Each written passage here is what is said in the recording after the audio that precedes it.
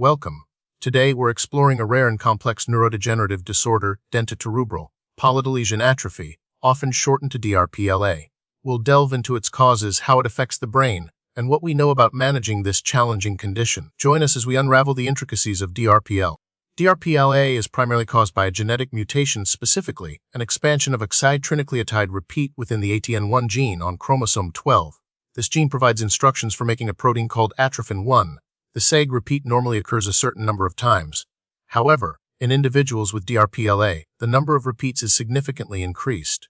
This expanded SEG repeat leads to the production of an abnormally long version of the atrophin-1 protein, ultimately disrupting normal cellular function.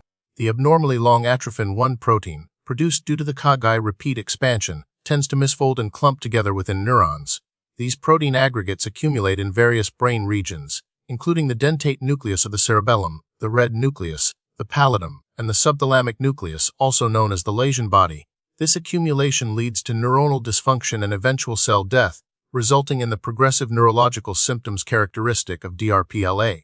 The specific brain regions affected determine the clinical presentation and the progression of the disease. DRPLA is considered a rare disorder, with a higher prevalence in certain populations, particularly in Japan. While cases have been reported worldwide, its occurrence is significantly less frequent outside of East Asia.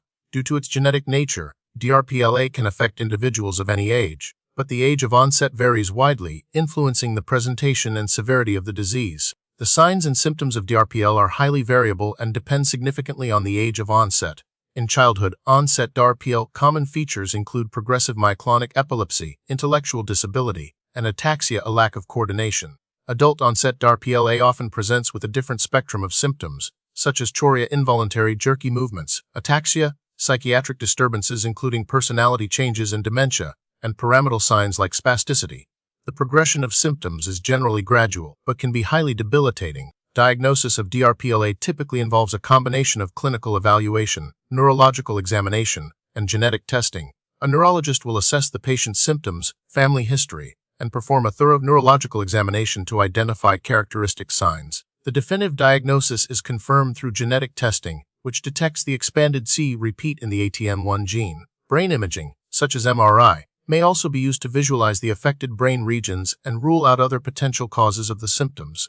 While DRPL isn't formally classified into distinct types, it's useful to consider the age of onset when discussing its presentation. As we mentioned earlier, childhood onset DRPLA is often associated with myoclonic epilepsy and intellectual disability, while adult onset DRPLA is more likely to manifest with chorea and psychiatric disturbances. However, there can be considerable overlap, and individuals may experience a combination of symptoms regardless of their age of onset. Currently, there is no cure for DRPLA, and treatment focuses on managing the symptoms and improving the quality of life. Medications can be used to control seizures, reduce chorea, and manage psychiatric symptoms.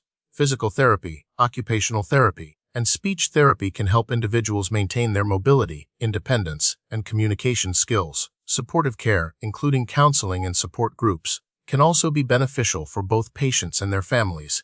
As DRPLA is a genetic disorder, there are currently no proven methods for preventing its onset in individuals who have inherited the mutated gene. Genetic counseling is recommended for families with a history of DRPL to inform them about the risks of inheriting the condition and the available reproductive options, such as preimplantation genetic diagnosis or prenatal testing. The prognosis for individuals with DRPLA is generally poor, as the disease is progressive and leads to significant disability. The rate of progression and life expectancy can vary depending on the age of onset, the severity of symptoms, and the individual's overall health. Recent research efforts are focused on understanding the underlying mechanisms of DRPLA and developing potential therapies, such as gene therapy and drugs that target the mutant atrophin-1 protein. While these approaches are still in early stages of development, they hold promise for future treatments that could slow the progression of the disease or even prevent its onset.